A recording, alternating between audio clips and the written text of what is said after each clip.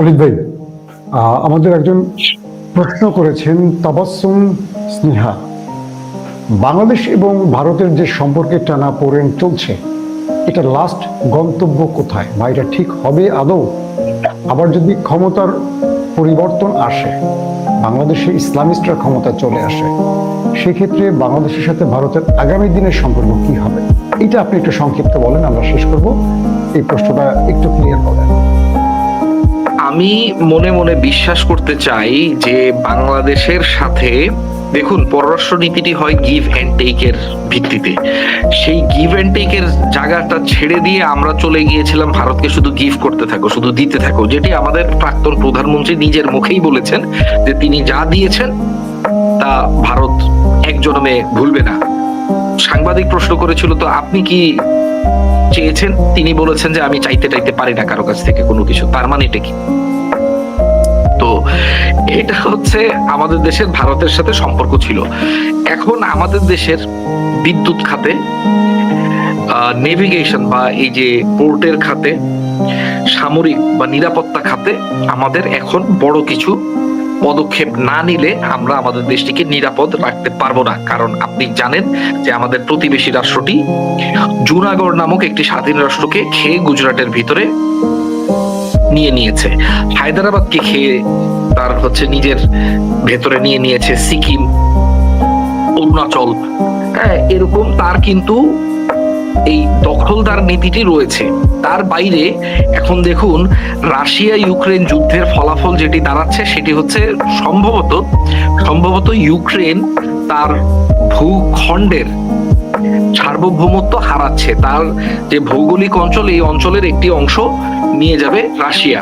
এটিও আমাদের প্রতিবেশী রাষ্ট্রের জন্য একটি উস্কানিমূলক, যেগুলো সবগুলোই কিন্তু আমাদের নিরাপত্তার ক্ষেত্রে আশঙ্কাজনক। আরেকটি খারাপ দিক হচ্ছে, খুব সম্ভবত সামনের দিনগুলোতে চীন, কারণ চীন আজকে যেটা দেখলাম যে মার্কিন যুক্তরাষ্ট্র তার আগামী দিনগুলোতে যে বৈশ্বিক কৌশল এগুলো বা যে গ্লোবাল স্ট্র্যাটেজি, এটির ডিক্লারেশন দিয়েছে আজকে রাষ্ট্রপতি ট্রাম্প। সেখানে চীনকে যেখানে তিনি প্রাইমারি থ্রেট বা প্রাথমিক হুমকি মনে করত, সেই অবস্থান থেকে নামিয়ে কম্পিটিটর হিসাবে গণনা করছে। এখন চীন এই সুযোগে এমনও দেখা যেতে পারে যে তাইওয়ানের উপরে একটি সামরিক অপারেশন চালাতে পারে।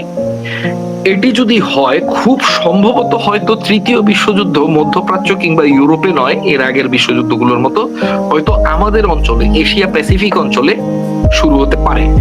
সেই ক্ষেত্রে বাংলাদেশের প্রথম যে করণীয় কাজটি হচ্ছে সেটি হচ্ছে কূটনৈতিক সম্পর্ক। কারণ diplomacy is the first line of your defence. আপনার কূটনৈতিক সম্পর্ক হচ্ছে আপনার প্রতিরক্ষার প্রথম লাইন।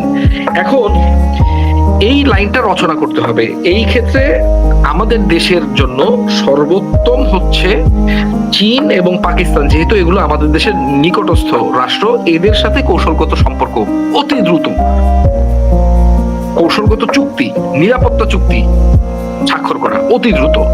তারপরে আমাদের ক্যাপাবিলিটি বা আমাদের সামরিক এবং নিরাপত্তা বিষয়ক যোগ্যতা, অর্থাৎ এখানে সামরিক গোয়েন্দা কিংবা যে পুলিশিং, এগুলো সব বলছি, এগুলোকে বৃদ্ধি করার জন্য আমাদের একই সাথে চীন এবং একই সাথে তুরস্ক, কারণ এই দুটি দেশ তুলনামূলকভাবে প্রযুক্তিগত দিক থেকে এগিয়ে, যারা আমাদের পাশে এসে দাঁড়াতে পারে, এই দুটো দেশের সাথে এই রাস্তায়, অর্থাৎ এই প্রযুক্তিগত উন্নতি এবং সেলফ রিলায়েন্স বৃদ্ধির জন্য এদের সাথে একসাথে কাজ করা, এই দুটো পদক্ষেপ যদি আমরা নিতে দেরি করি, প্রতিদিনই ওই যে মুরগি দেখলে শিয়ালের যেরকম জিভে জল আসে, এরকম আমাদের পাশের দেশের জিভে জল চলে আসতে থাকবে।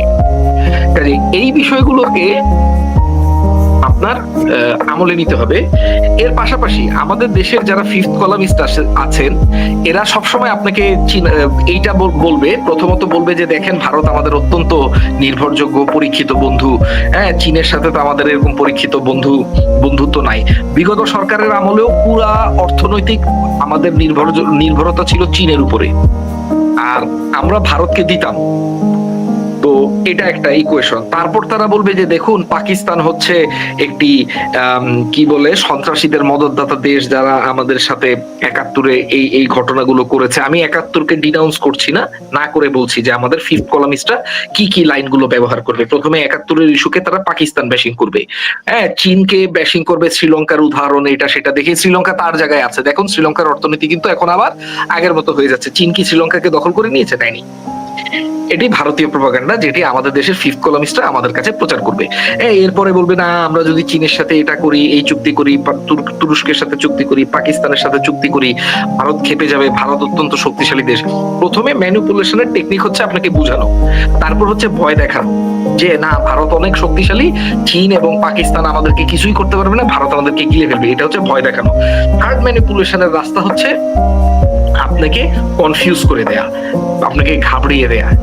তখন তারা এই যে বিভিন্ন ধরনের ঘটনা ঘটাবে, এর উপর জীবনের হুমকি, ওর উপর জীবনের হুমকি, এইখানে থ্রেড, ওখানে থ্রেড, কয়েকটা অগ্নিকাণ্ড ঘটবে, হয়তো কয়েকটা বিস্ফোরণ ঘটতে পারে, কিছু ফলস ফ্ল্যাগ সন্ত্রাসী হামলা হতে পারে, কিন্তু আমাদের নিরাপত্তা নিশ্চিত করার রাস্তায় আমাদের বিচ্যুত হলে হবে না। আমাদের জাতীয় রাষ্ট্রীয় নিরাপত্তা নিশ্চিত করতেই হবে যদি আমরা স্বাধীন সার্বভৌমত্ব একটি জাতি হিসাবে টিকে থাকতে চাই। ধন্যবাদ অমিত ভাই। আমরা আজকে অনেকগুলো গুরুত্বপূর্ণ ইস্যু পেয়ে গেলাম। যারা শিরোনামটি দেখে প্রথমে একটু ধাক্কা খেয়েছেন বা বিভ্রান্ত হয়েছেন, মূলত তারা চমকে গেছেন আজকে মূল সংবাদের ভিতরে ঢুকে। অমিত ভাই আমাদেরকে একদম বিস্তারিত বিষয়গুলো তুলে ধরেছেন।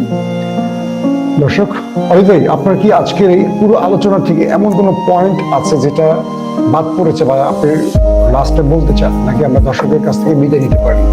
না, আমরা বিদায় নিতে পারি। আজকে অনেক কথা বলে ফেলেছি, একটু মন খোলাখুলি ভাবে আলোচনা করলাম, আপনার প্রশ্নগুলোর উত্তর দিলাম। তো আমার যে চ্যানেলটি রয়েছে সেখানে আমি তুরস্কের সামরিক অগ্রগতি এবং তুরস্কের যে পররাষ্ট্রনীতি রয়েছে এটির ব্যাপারে অনেকগুলো ভিডিও করি। আমার চ্যানেলটি যদি দর্শক শ্রোতাদের ভালো লাগে, তারা যদি সাবস্ক্রাইব করতে চান তাহলে করতে পারেন, আমি খুশি হব। বলেন ইনসাইট, বলেন insights with Walid, insights with Walid. Right. আমাদের দর্শকরা যদি মধ্যপ্রাচ্য, আন্তর্জাতিক বিশ্ব, মুসলিম বিশ্বের আপডেট খবর পেতে চান, অবশ্যই অলিদ ভাইয়ের এই চ্যানেলটাতে ঘুরে আসবেন। ভালো লাগলে অবশ্যই সাবস্ক্রাইব করবেন।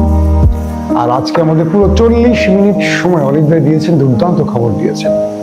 আর যারা আমাদের সাথে সংযুক্ত ছিলেন, যে দর্শকরা, আমি যাদের পছন্দ বা আমি অনেকের কমেন্ট, শত শত কমেন্ট ঢুকতেছে আমার চোখে, যেগুলো পড়ছিল আমি আপনাদের শো করিয়েছি, আপনারা দেখেছেন। ইনশাআল্লাহ আগামী দিনে আমি নতুন কমেন্ট আবার আশা করব। যারা চান ভালো ভালো প্রশ্ন করবেন, পুরো আলোচনা শুনলে দুর্দান্ত কিছু প্রশ্ন আসে, আর সেই প্রশ্নগুলো আমরা পেলে আমাদের এই লাইভ শোগুলো আরো ভালো হয়, আরো গঠনবন্ত হয়, রাইট, আরো তথ্য ভিত্তিক আমরা করতে পারি। দর্শক, আজকের মতো বিদায় নিচ্ছি। প্রত্যেকে ভালো থাকবেন। আল্লাহ হাফেজ।